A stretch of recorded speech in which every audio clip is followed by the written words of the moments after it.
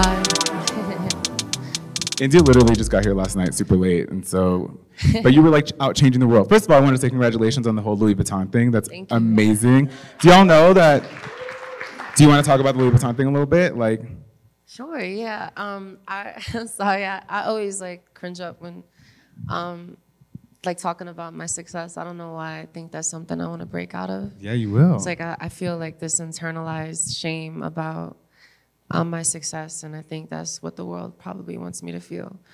So I am very proud to have been casted for a Louis Vuitton campaign, and yeah, it's major.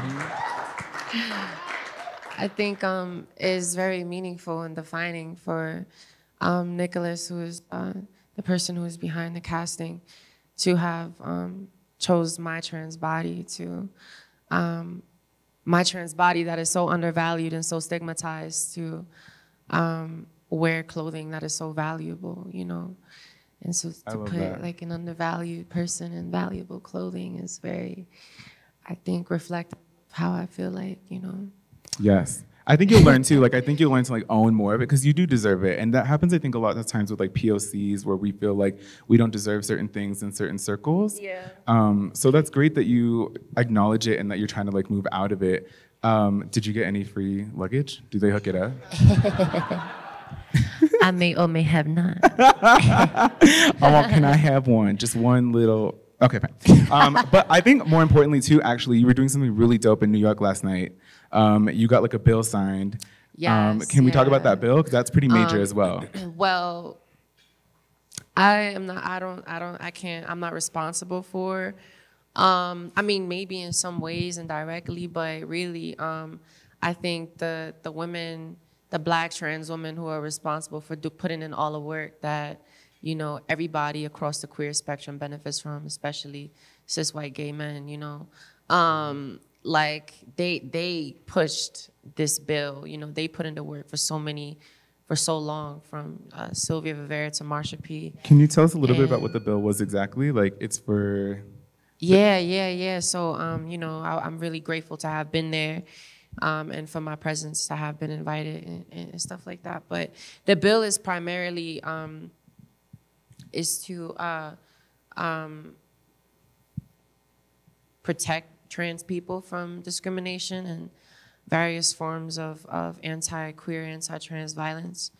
And it also bans conversion therapy, which is a very abusive process that forces somebody essentially to be somebody that they're not, and this can be very spiritually, psychologically, and physically detrimental to the person's well-being. And I'm really grateful that this bill was passed. It's definitely a very small part, even though it's a legislative change. I think it's a very small step in the right direction. I still think intersex surgeries need to be banned because people are so hell-bent on binary sex that when people do show up physically demonstrating through their sex parts that they exist between binary sexes, their bodies are changed to change that. You know, when trans people exist, when women exist psychologically who are assigned male at birth, you know, they try to force that to not exist with conversion therapy. So there are all these different forms of changing people. Your Instagram post last night was lit. It was fire, by the way. Yes, go check it out, y'all. It's amazing. But like all these various forms of like trying to change people, you know, from who they are physically and psychologically, all things that, you know, need to stop. That is the real harm. The existence of queer people are not harmful. You know, the existence of people who want to change who these people are, you know, from a place of fear, by a place of fear, you know, and ignorance. And that's the real harm. Enacting from fears that have really to do with behaviors you're afraid of enacting is really the problem, you know, so. Yeah, that post was amazing. Like, if you go to the end, like, you start writing in all caps, and it's like, my existence does not, do you remember what you said exactly? Like, no, I don't. I, like, screenshotted it. I was like, I gotta find it. It was good. I highly recommend, because I was sitting on the toilet, like, yes, like, go in, do it. But I loved it, and I think people need to see that, you know? Yeah, thank you. Yeah. I feel like it's a responsibility. I don't see people really. I mean, yeah, people, but they be playing the PR marketing game, and I don't really play that. You know. Yeah, that's one of the questions that I have later. Not really. I'm not really into my truth being filtered in any way, shape, or form to make other people feel comfortable when I'm not speaking for them. If you know what I mean, like. Yeah, how do you find the balance? Because I feel like a lot of people do have to, like, you know, for example, you look at like Queen Beyonce, like she can't speak up on a lot of things sometimes, it seems, because you get scared to talk about it. Yeah, you know, people are afraid of their money, you know, and I think I'm all here for Black women surviving and doing what Black women gotta do to survive, because you know what? People of color, queer people of color don't have the privilege to just say what we wanna say and not have to face consequences, you know? So like people are gonna show up in ways that they're gonna show up to survive, but also it's not Black women's like responsibility to be like out here, you know, being activists and like saving the world and stuff. Yeah. Actually, on the flip side, I think it's the responsibility of the people who are in power and privilege, you know, who are not existentially marginalized, to hold themselves accountable. Agreed. And each other. Like, white people need to hold themselves accountable for white supremacy. I think cis people need to hold themselves accountable for they you know, anti-queerness. Hetero people need to hold themselves accountable for their ignorances about people's sexualities that are not about, you know, having sex with women, or like women sometimes they don't even know that they're doing it. And it's really about having sex, because, you know, there are cis hetero men who are very open to queer people when they show up as femmes and women, you know, so it's like, there's a lot, you know, hold each other responsible for the rape culture and the masculinity, you know, like I'm all about that. But I do choose to use my existence to inspire people and to reflect change, because I feel like with awareness comes responsibility. And I do have a certain awareness. You know, these are things that I feel naturally inclined to and drawn to. And, you know, I've been at the center of so much violence growing up, from my family to, you know, strangers, people, you know, that just random people, you know. Now I have, you know, a set of privileges, you know, as a Black woman who is trans, I could, you know, to some extent, I can leave my Blackness at home. You know, as a trans person, I can to some extent leave my transness at home. Not everybody or most people do not assume that I'm trans. So I have more of a responsibility, even as a marginalized person, you know what I'm saying? I'm marginalized, you know, and I'm still enacting from my privilege to help and leverage, you know, for others who are not as privileged as I am.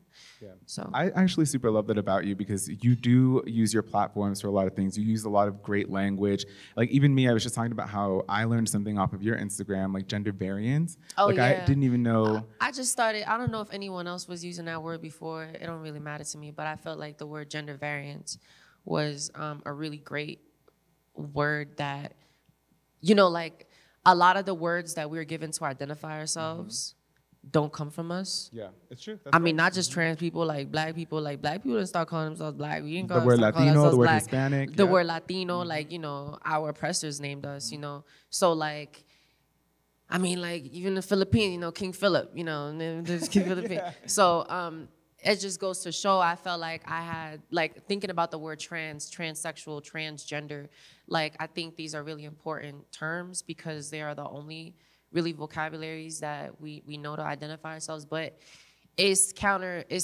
like definitive, because it's like transgender, like change gender.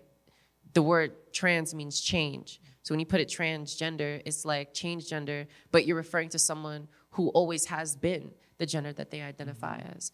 Even though it's more than okay for people to change their gender, you know what I mean, at their will, like, what gender, like, I don't know. I feel like if you want to change your gender and be who you are, like, and that's just not who you always identified as, that's fine. That's fine also, and there should be space for that.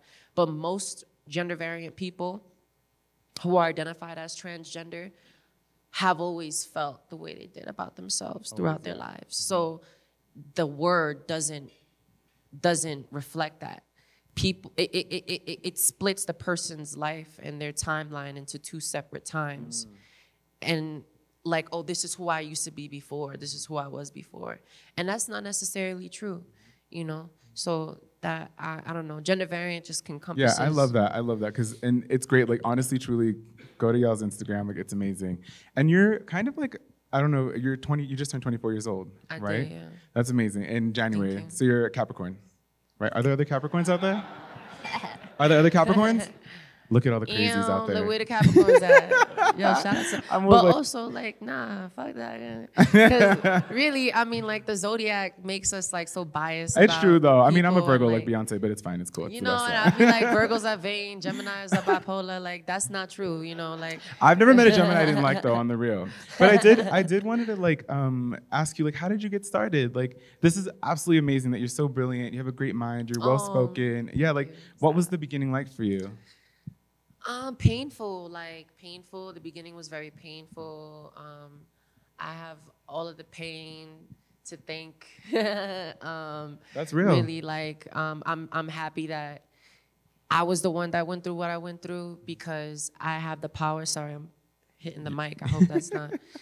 I have the, like the experience and the power now to like convert my pain into information for other people. Mm-hmm. And like opportunities and like creation, but I have so many people to thank. I have that pain, led me to be ostracized in ways that influenced me to like need a family dynamic in my life where like I had the support of people who reflected me, and also supported me and wanted to provide love and safety and security and felt like I deserved those things. And that ended up being eventually the House of Extravaganza, yes. Like imposed. Iconic, yeah. Now, from being introduced to the House of Extravaganza, which is a real house in real life, that's like Madonna's crew, though. Like for those that don't know, right? Like back in the day, or no? I mean, Am I tripping? Oh, yeah, like I'm done. Bye, guys. I'm out. Madonna was. No, I mean like their crew. They, like the dancers? Yes, I like that. Like, but it was more like, yeah, like there were people who are in the, like Jose Gutierrez, who is my house father, who was one of her dancers, but. What makes it great is not Madonna. I think what made I it didn't great. mean that at all. No, I know. I just want to say that because people digest language differently, and the way we communicate in various ways. So I just want to reiterate that the greatness that was the house is what influenced Madonna to participate in the ways that she did, and the ways that our society, mainstream society, is all like no shade, no tea, girl, all that lingo pingo stuff that people sound so so popular for people to use now. Mm-hmm. Love the culture, don't love the people. So many layers. Right. But Jose, the house father, sent me to a casting. Wait. It goes farther back than that. Jeremy Rivera. Jeremy was one of the house members of the House of Extravaganza, and he had reached out to me on Facebook, and he told me, oh, there's this thing that I'm doing called the Get Down, and you should come, you should be a part of it. And so I was like, oh, what is the Get Down? I did my research. I was like, oh, yeah, I want to be in a movie. I'm going to be in a TV show. Yeah. And then, the Get Down, I was hype about that too, because it's, it's documenting the Bronx, and I'm from the Bronx. Shout out to the Bronx. Yeah. And he told me, yo, come out, and I went, and he told me that I was going to meet somebody named Jose Gutierrez, and I looked him up. I'm like, Jose Gutierrez? I'm like, who's this? So then I looked him up on Google. Mm-hmm. I was like, oh, shoot, that's the guy that dances Madonna. I was like, oh, my goodness, he's a legendary icon. Oh, God. Mm-hmm. And so then I went and I met him, and then in the casting room, and I was talking to somebody. They was like, oh, you should model. Why don't you model? I was like, well, I was trying to, get involved. There is an agency that, called Trans Models that I was trying to get involved with. And, for those of you who don't know, it was like the first trans exclusive agency, which I feel like was a step in the right direction. I was trying to be a part of it. And it didn't necessarily go so well. And so I was talking about my experience, and he overheard. He was like, trans models. He's like, why are you trying to be in a trans models? You're not a trans. And, that was his language and the way he understood trans people. So I was like, actually, yeah, you know, I'm trans, you know, I'm a trans person. He was like, what? You a trans person? Ma, what? Oh my God, wait, are you serious? Ma, she's trans? You didn't tell me. And then I'm like, yeah, you know, I'm trans. And then he's like, pero what? So you was born a boy, ma? So then when he said that, you know, it felt like a sharp needle, you know. It felt like, it felt, you was a boy before, ma? The fact that he had to put it in that language to understand that I was trans was triggering to me, because he couldn't understand my identity within the experience that he had to understand trans people beyond associating me with maleness in some way. And that was so hurtful to me, you know, because I'm not a male, not a man, you know. I mean, if I was, you know, I'm pretty damn sure I'd be a better man than that, I mean. But I'm not. I'm not functionally male. I'm not a male. I'm not a man. And I didn't know how to like really put that into words. I just had to excuse myself. I went to the bathroom and I broke down. And when I came out, he was crying. He was crying, you know, and he was so apologetic by the way that he, you know, said that. I don't think anyone is born a man, you know. It's so interesting how when we arguing with our boyfriends, we like, you're not a man, you a boy. You're not a boy, you're not, what are you? But then when it comes to a trans person, we're so quick to associate this trans person as a man just with the intention of delegitimizing their womanhood, delegitimizing and invalidating their existence, their humanity. And that's really what it is. That's really what the intention is behind that. But, you know, we don't want to admit to that because we don't want to be seen as bad people, as inherently bad. But that don't make us bad. That just make you ignorant. So it's like he was crying. We had that moment. And, you know, he was apologizing to me. I'm so sorry. And I was very forgiving. And I told him, I said, it's okay. And, you know, this is the language. This is what it is. You know, no one is born a man. No one is born a woman. We born babies. You know, that, I mean, really, we don't really even know, regardless of what sexual parts people show up as, who they actually are, you know? My mom didn't know that I was gonna, you know, I identify as non-binary today. I unlayered the way I see my gender to the extent that, you know, I see myself as non-binary. I also feel like that's a process of decolonizing my gender. But also, I was very, very binary woman, like a very, very binary female. I didn't even identify as trans. You know, I didn't even speak about my transness. I didn't even understand what trans was, you know, for a large part of my life growing up. And so my mom didn't know that. My mom didn't, you know, know, you know. So that moment that I had with Jose was very, very deep, very emotional, very sentimental. We had a connection, and he made me a part of the house then. So we did the Get Down. I don't know if you all seen it. Giselle, yeah, it's a great Alicia, show. Yeah, it's amazing. The house mother was the woman who did the lip sync, who did the lip sync of Christina Aguilera's song. And it was really beautiful. dope.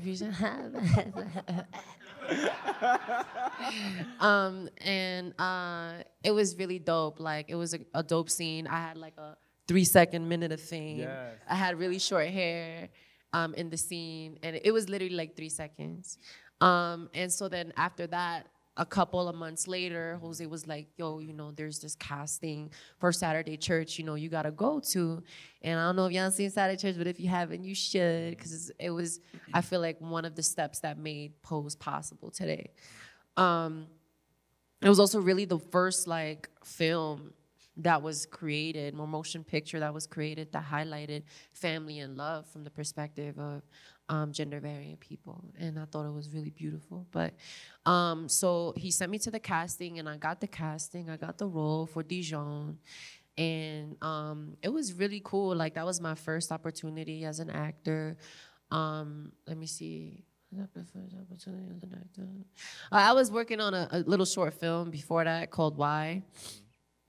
That's a whole nother story, but Why was supposed to be the precipice for a film that's coming out soon called Port Authority that I dropped out of because they were prioritizing the negotiations.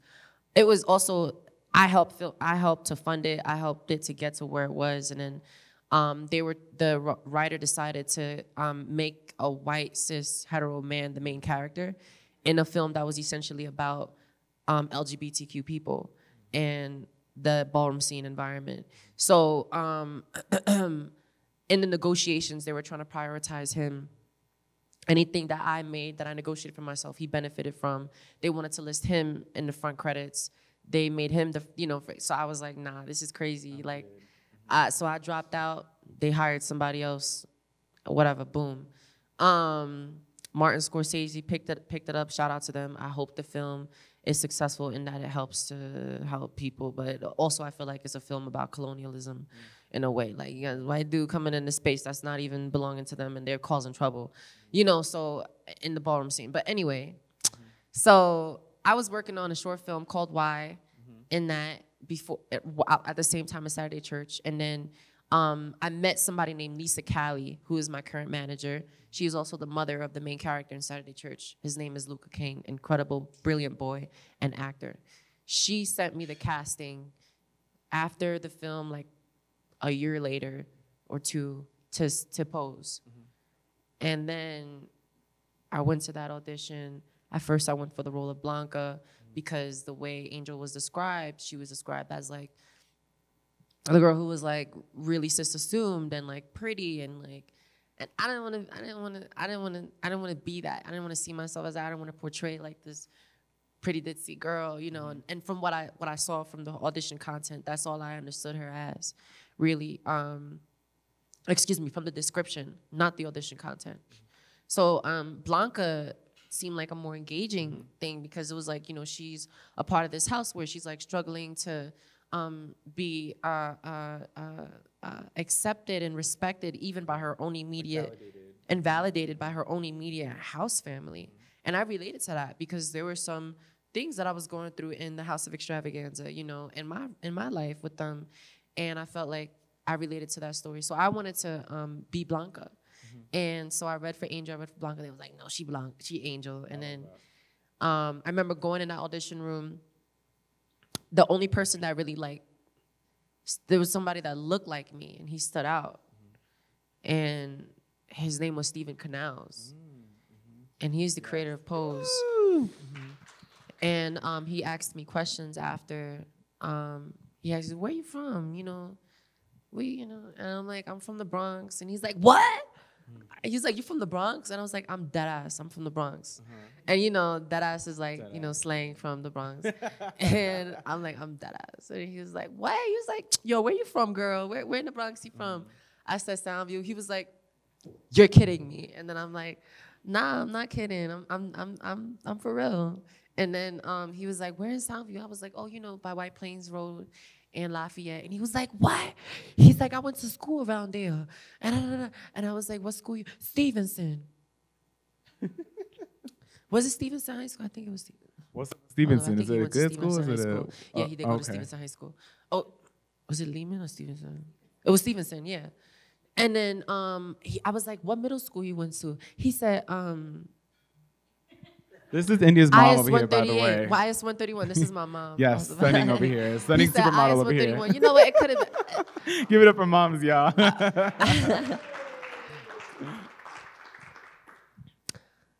Thank you, Mom, for being here. I love you so much. So y'all like, we're from the Bronx. So yeah, we ended up going to the same. No, he went to Lehman. But are these schools like the popping school? Like, is he like? Lehman. I'm sorry. That was a long time ago. My brain got a lot going on in my mind. So we had ended up going to the same high school because I went to Lehman as well, and the same middle school, and we're from the same borough. He looks like me. He could have been my brother, So like having that moment in this audition room with the creator of this TV show that has made three-dimensional change in people's lives. Like, people have been moved. Their families have come together. Not know, oh, you know, I like the way those guns bang. Oh, that would be cool if I could, you know, like, oh, the action of a film is so enticing to me emotionally. No. This TV show impacted people's lives. It saved lives. Gave people a face to look at and be like, that's me. So to see that come from somebody that came from where I come from, the psychological impact that made on me is exactly what I want to use my career to do for others. I love that. I did want to say that I feel like sometimes people outside of the community feel like the show might be for people within the queer community. Do you think that people outside can relate, and how? Like, I mean, yeah, we relate to white narratives all the time, right? Yeah, you're right. Right? Yep, it's true. Right? How many of y'all seen Lord of the Rings? For real though, right? What would you say to them? I loved the Lord of the Rings. I could have sworn that I was the elf. One of the little elves, yeah. I was the elf with the long blonde hair. The one that sacrificed her immortal life for her love. I love that. Yeah, I was her many times in my life. Tyler. She was hopping. But what would you say to people who are like, oh, I don't know about that show? I mean, like, you know, it's really important for people to interrogate the parts of themselves that keep them from seeing themselves in people that aren't them, right? Because that's a little cocky. If you can only see yourself in people who look like you, speak like you, come from where you come from, talk like you do, that's a little whack. Get over yourself. It's a lot of whack. But also, it's just really fulfilling to be able to relate and learn about experiences that are not your own. Agreed. You know, because then you have this opportunity to empathize with somebody that you may have never been in proximity to in your whole life. You know, that's an incredible opportunity, and that's what I see and I experience in the power of film and television. Yeah.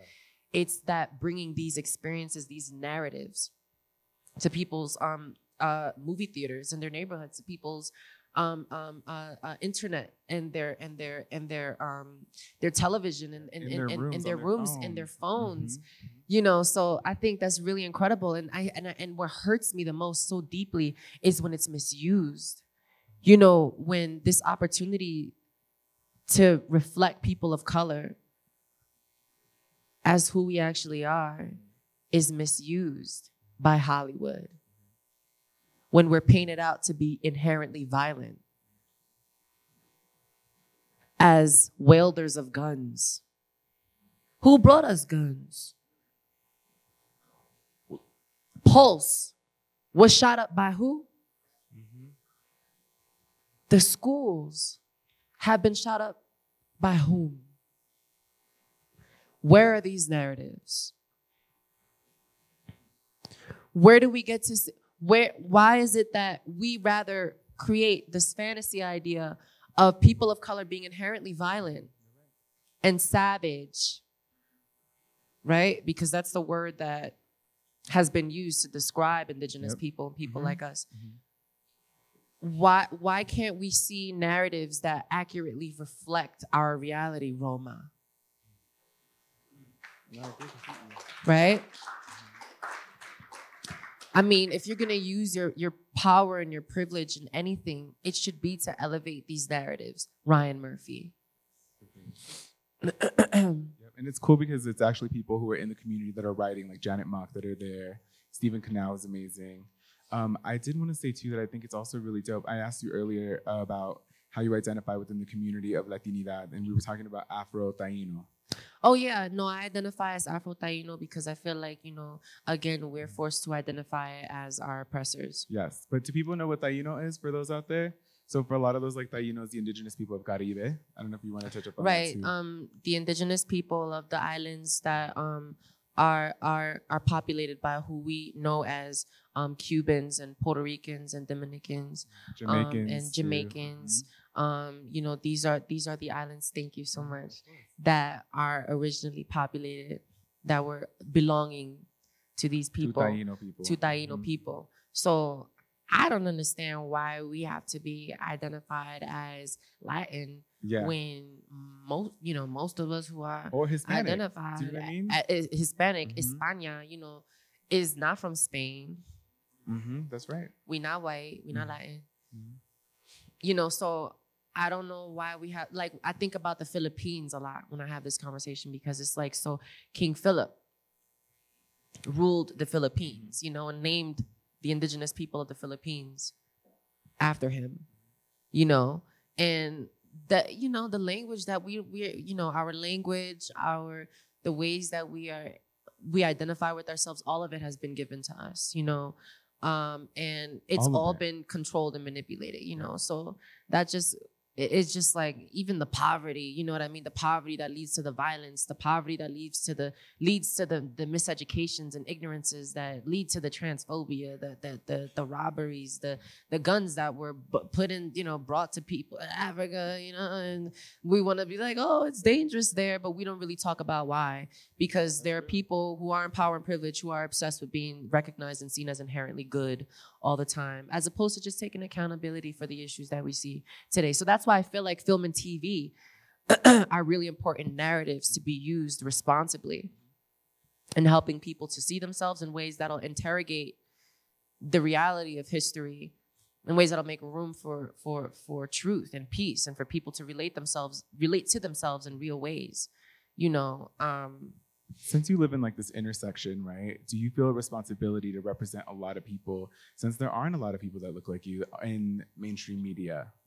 I think like my existence is an act of resistance. I ain't even got to say a word to be representing nobody. I don't even got to talk, but I do think like my experiences and the things that I learned, it is helpful for me to speak about them. And also, I remember when I was younger, just seeing somebody, like seeing Naomi Maldonado on America's Best Dance Crew, seeing Laverne Cox on TV, standing up on political stages, seeing Janet Mock on Oprah with her book, like on Oprah with a book that she wrote, like redefining realness, like, seeing Isis King on America's Next Top Model, seeing Degrassi and seeing Mario, just seeing different queer and trans narratives on TV made me feel visible, made me feel like somebody important thought that I was important. Yeah. And somebody who thought that somebody is important thought that I was important. And I think that's what, marginalized people want. We want to be seen with value, in a world that there are so many messages from media to government that tells us that we are not valuable. Seeing people value us, it changes you psychologically. It changes the structure of your brain, the way you see yourself when you look in the mirror. Like I didn't have any representation of women on TV and even that's not enough. Black women who are darker than me still are having issues in being represented in TV, especially in the Dique Latinidad community, especially in that community in African diaspora. But I mean, like, I wanted my hair to be like my mom's. My dad's hair, my sister's hair was cool, but after a while, my sister wasn't really prevalently in my life for me to see her. When my hair was growing out, my sister wasn't around. I wanted my hair to be like my mom's. And I hurt my body trying to do that. I burned my scalp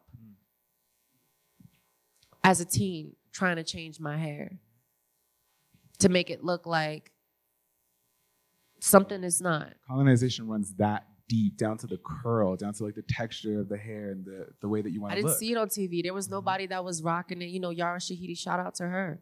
If I saw Yara Shahidi, when I was younger, oh my God, like I would have finally felt like my hair was cool. I would have finally thought my curls was hip. You know, Your hair's bomb as fuck. Thank by the way. you. Yeah, I appreciate it's it. All of our hairs is popping. Yeah, all of our hairs. Yeah. You know, It's true. equally too. Not one of any of our hair textures is better than the next. Well, my name is Curly, so I'm a little biased. Curly. Yeah, you know what I mean? I'm all about the curl. I do want to say too, like sometimes I feel like people, again, outside of the community, they get scared. Like even like at BuzzFeed sometimes like people get scared to touch queer content because they're like, I don't want to fuck up, I don't know the lingo, I don't know like, so they'd rather not touch it at all. So what advice would you have for people in the industry who you're like, look, these stories need to be told. And I don't care if you're scared, like what do you think are some things that they can start to do to really— You shouldn't be inspired to tell no queer story if you ain't got no queer friends. That's real. I mean, like, what is inspiring you? Money? Mm-hmm. You know, what exploitation? If you ain't got no trans sisters, what are you doing writing a trans film? You should be scared. Mm-hmm. And if you do have a trans sister, why is she on your writing team? Mm-hmm. Exactly. So, I mean, yeah, you know, like there's so many people out here. Yep. It's true. That we can hit up, hit them up, yep. Send a DM, send an email, contact the publicist. Mm-hmm. Who's your agent? You know, it's got to start from the bottom too and work its way up. It's got to be everywhere. Networking across. Come on, Issa Rae. Yep. You know, that's what there was an interview that stuck out to me, and let me tell you, I don't remember a lot of things. I forget, like that's my memory. It's not that great for an actor. I'm surprised I'm an actor, you know. But Issa Rae, she said, "Don't network up. That's the trick. Network across. Bring on your friends, you know, your people. Bring them up with you." And I think like that's how we get free. You know, that's how we all get free. We network across, and the people with power and privilege bring these groups up front and center. Ryan Murphy. Mm-hmm. So I think like there's so many different, you know, like to say that there are no talented queer actors, lies. It's not true. To say that there are no talented people of lies. It's not true. To say that there are no talented Asian actors is a lie. Ghost in the Shell. Yeah. It's a lie, you know, to say, you know what I mean? Gods of Egypt. I know. Oh, I need to go see that one. I couldn't. Sorry. But damn, Jesus Christ. Oh my God. Huh. Broke off all the noses on them. You know what I mean? Like, come on now. But yeah, like, yo, there's no excuse at this point. You know, if you're afraid of creating something because you don't want to mess up, then you shouldn't create it, because your stimulus and your inspiration ain't strong enough to write that narrative. Yeah. You're not strong enough. You don't care about it enough to look for the people to help you. I mean, look at me. I had resources when I had no resources. You know, like I create, you know, people with, hey, India, you know, go to this cat. If it could happen as simple as somebody sending me to a casting who is struggling right now still. Like, how is it that people who have the power and the money and the privilege to make these things so shook to create something because they don't feel like they have the resources? That is a lie. That's a lie. That's BS, yeah. You know? So I think like, we need to start using film and TV responsibly. If you could choose like the ideal role, like if you could be the star of anything in the perfect world, like what does that look like to you? A doctor. A doctor. Mm-hmm. Saving lives. A trans soldier, you know, I mean, like somebody who's bleeding out to death and nobody around except a trans soldier. Yeah. Do you? That's amazing. Yeah, that's real. Yes. I'm like, please stop for that. Do you feel like there's an importance, for trans actors to play cisgender roles as well? I mean, why do we want to play cisgender roles? We don't want to be cis. What does that mean? I think like, you know, what's wrong with just being trans and playing a role, right? Nothing wrong with being trans. Why can't we just play roles? I mean, I think what we really want is to just not be forced to take on roles that are about the dissection and traumatization of our gender and the shit that things that we got to go through because of it. You can say shit. I mean, the shit that we got to go through because of it. You know, like we don't want to be the only time that our abilities are being seen for utilization is when we are recycling trauma. You know, I think when trans people say we want cis roles, I think what trans people are really saying is that we want roles that aren't just about the trauma that we have to inherit. We have to take with us to work. Why can't we have the privilege to step out of our realities like everybody else? You know, why does it have to be a privilege? You know, I mean, that's why we're not getting awards, because we're playing ourselves. Where there's no challenge. We're not being challenged to do anything, be anybody but ourselves. You know, I was a prostitute. I was sex trafficked. You know, I mean, can't get an award from that. You know, I mean, unless it's somebody who was never a prostitute, you know, or just not stigmatized as one. Legalized sex work. Trans people are being incarcerated for being poor and marginalized. But yeah, you know, I mean, gonna be a prostitute my whole life on film and outside of it. That's whack. That's whack. I mean, shout out to the untold stories of sex workers. Yep. Because those narratives are also important. But, damn, can I be a doctor? Yeah, you can be a doctor. Can I be a teacher? Yes. Can somebody be seen? Can we see a trans person teach somebody something? Mm-hmm. Can we see a trans person heal somebody? Mm-hmm. And it not be about them being trans? Can we imagine a world, and these big imaginations that we have, we create aliens, we create blue aliens, green aliens, no black people. Green, blue, and orange, but no black.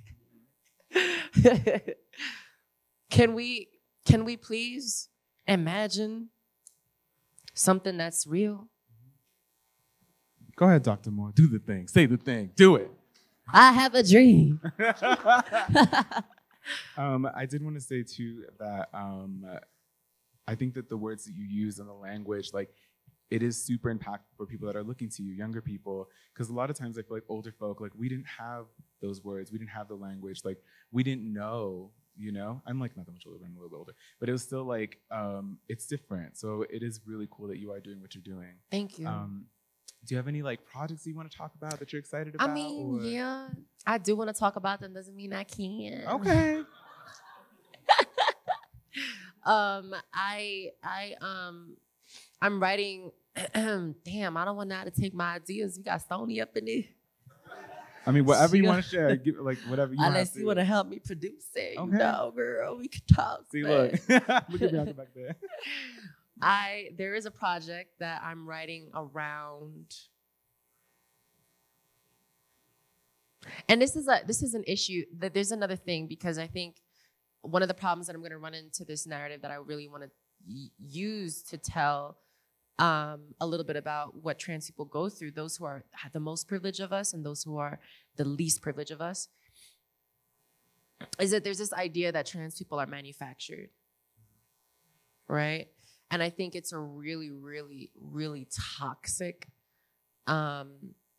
dangerous narrative that is not true. Trans people have always existed. We weren't always called trans, right? These names that we're not, that are given to us by people who are in our experience. Gender variant people have existed from way before pre-colonialism. All the tribes, most of the tribes all over the world from Africa and beyond acknowledged the existence of more than two genders and all in between. This is true, you can look it up. Many different tribes, 2-spirit, 3-spirit, 4-spirit, 5-spirit. So many different spirits of trans people. But this narrative that I want to tell, it does revolve around AI, artificial intelligence, and it does revolve around robots That sounds dope as fuck, actually. Cool. Yeah, that sounds dope. And that can, robots can be just like I feel. I wish I had a robot boyfriend. Love, depending, we can imagine. So I think it's really, oh my God, Lord, please don't let nobody steal my idea. Nobody steal it. You heard it here first. Jesus it's Christ, being I'm recorded. Gonna cry if I see stamp. this come out. And No, I mean, you don't have to say the whole thing. God, I don't want to say anything. I mean, that's pretty cool that we know. I'm literally getting emotional right now because I'm just thinking about, oh my God, what's her name? Stewart. What's her name? Not Kristen Stewart. Delonde, from where? The Matrix, Terminator. Like the characters in it? Not Trinity from the Matrix. The original creator. What's her name? Somebody help me. No, the original creator. The original creator. And this is like the problem. We're like, who? Oh God! Somebody Google, Wiki, please. Google. Somebody shout it out. Somebody Google. But I don't want that to happen. So I don't want to continue talking about it. No, we don't have to. But that's cool already. It's a really important story that I want to tell that is reflective of the issues that trans people have in a society with being seen as human, and the various privilege that trans people who have more resources get to be seen and recognized. Sophia Stewart! Woo! Oh, God. Go ahead, thank Chelsea. you, girl. Oh, my goodness. Thank you. Go on, Oh, God, Lord. Woo! Chelsea did Sophia, girl. Chelsea's from Vida, by the way, so go say what's up afterwards, too. Sophia. Sophia. Saint Sophia. But not really, because she's still alive, thank God. But she's still a saint. She's a saint in the flesh. I want to create the story revolving around sci-fi that documents this narrative of what trans people go through, from the most privileged to the least privileged. When trans people have the most privilege and power to be seen as human, and because of that, to have the same access to love, security, safety, and freedom as other peoples. But then also I want to document those who don't have the privilege of resources to be seen as human, to be loved and respected and have those, privileges of freedom. So I want to tell a story about that world through different bodies with my imagination. It's going to be dope. We'll be there to support, right? Really incredible. Y'all will be there. I think y'all will really enjoy it. And then also people get to see, trans people can create things that have nothing to do with being trans too, and, we love stories too.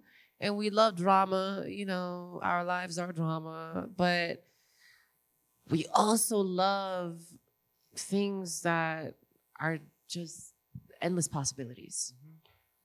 And, we can create all across the board. So I want to demonstrate that. I want to help to be one of those examples. I want to be the example. I want to be an example that makes room for other examples. And I also, trans people are creators. We're smart, smart. We're, we're thinkers. We're lovers. We're empathetic. We're nurturers. We're maternal. We are paternal. We are all these things, and so I think it's really important to demonstrate these narratives. The only time that I would, you could even create a story of a trans woman being pregnant and it still not be her playing a cis woman. Because you know what?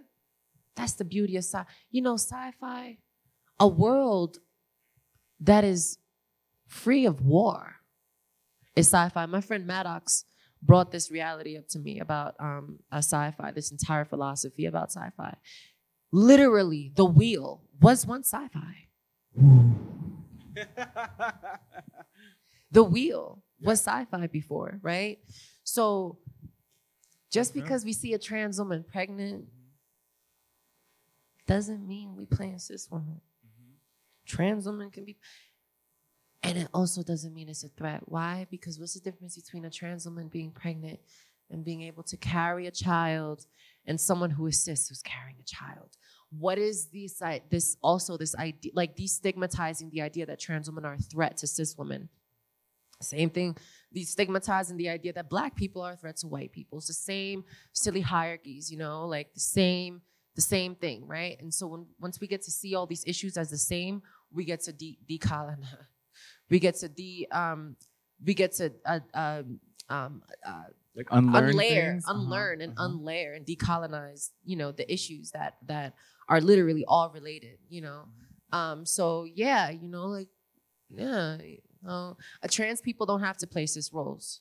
I don't want to play. I don't need to play this role. I don't want to play this role. That's delegitimizing my transness, and whatever gender varianceness, and I don't want to erase that. That's still it's erasing trans people. It's erasive, and that's not what I want to do. Are there any other people within the community that you think that we should be paying attention to, that you want to shout out? Yes, MJ Rodriguez. Yes. MJ Rodriguez has worked very hard for many, many, many, many years, way before me, to be where she's at. I think she deserves all the magazine covers. She deserves all the opportunities, all the campaigns. And I don't see her in a lot of these things, and it bothers me a lot. So yes, MJ Rodriguez, Lena Bloom, is out here doing her thing. She's been doing it for years. Trace Lissette, Laverne Cox, one of the most famous trans person, out here, also Black trans woman, incredible. We need to pay attention to Laith Ashley. We need to pay attention to trans men. Trans men are extremely underrepresented. Don't hear trans men's voices anywhere. And I think that has to do with a lot to do with the obsession and fixation on trans women, and this idea that trans women were men before, and that, oh my God, that shock factor, I think, is low-key, subconsciously, the reason why trans women have so much more visibility than trans men. Because it's like that, wow, and that bothers me a lot, because it's delegitimizing to trans people's womanhood, but it's also not shedding light and giving perspective and awareness to all trans people in general.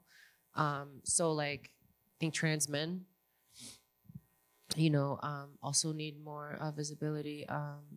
Oh my God, Haley Sahar, Angelica Ross. Oh my God, Angelica Ross. This woman has been doing the work in the camera, in front of the camera, outside of the camera, in our communities.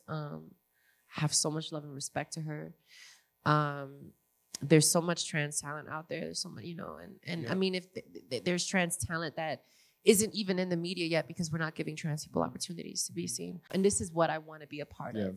And I've been so fortunate to be a part of only projects that help us to interrogate the reality that we live in, that we participate in, that we try to run from, that we are afraid of, that we cause harm on others on behalf of. I've been so fortunate to have started the foundation of my career from these kinds of projects. And that's how I want to end it also. And I don't want it to end. I want to continuously, even I can't, my joints start, I can't act like I used to. I want to still be able to write, for other people. I want to be able to extend the pen, and opportunity. And you will. And all these things. So I think, that's what we should start utilizing Hollywood for. We don't got time to waste, The oceans are rising and the trees are burning. We got to start, the people are dying at the hands of people. It's whack. We need to do better. We need to show people themselves, essentially, in all of the ways that we show up. We need to show each other our cruelty. We need to show people our evil, and we need to show people really the evil that we are, the wickedness that we contribute to. We need to show people that, so people get to see themselves in ways that they're fleeing from, right? And get to change, and get to enact change, and get to influence change, and get to inspire change, hold each other accountable, And we also need to be able to see our beauty. We need to see our love. We need to see our empathy. We need to see our generosity. We need to see our compassion, our interpersonal compassion. We need to see us love each other between differences, you know. We need to see what protecting one another looks like. And this is what we need to utilize film and TV with now. This is what the modeling industries are moving into. The modeling industries are taking responsibility over the way that they influence the way people perceive themselves and their bodies. Come on, Savage X Fenty. You know? Come on, you know, we need to stop, we need to cut that plus size model bullcrap because it's marginalizing curvy women. Curvy women who are models are just models, not plus size, you know? So we need to like really continue to move forward and take responsibility and account for the ways in which we are able to influence society through these mediums. The modeling industry is doing it, Louis Vuitton is doing it. Calvin Klein, all these Aerie, you know, like all of these brands are moving into this space and representation. And I think it's time for every medium that influences people to continue to do the same thing. Thank you so much. Of course, you're amazing. You're amazing.